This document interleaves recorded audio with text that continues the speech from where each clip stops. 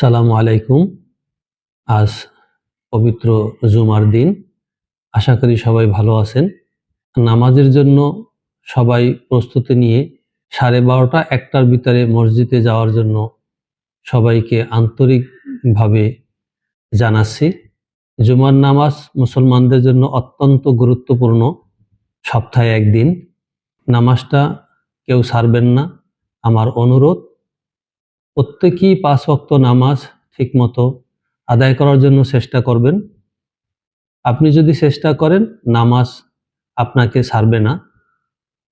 নামাজ এমন একটা জিনিস যেটা আপনি যদি চেষ্টা করেন, চেষ্টা করলেই নামাজ পড়তে পারবেন, কেউ বাধা দিবে না।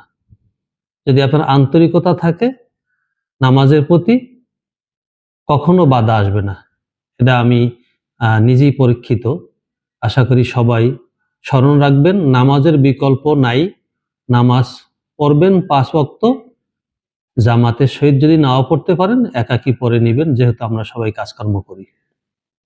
নামাজের গুরুত্বটা আমাদের সবারই থাকা উচিত। নামাজের বিকল্প কিছুই নাই।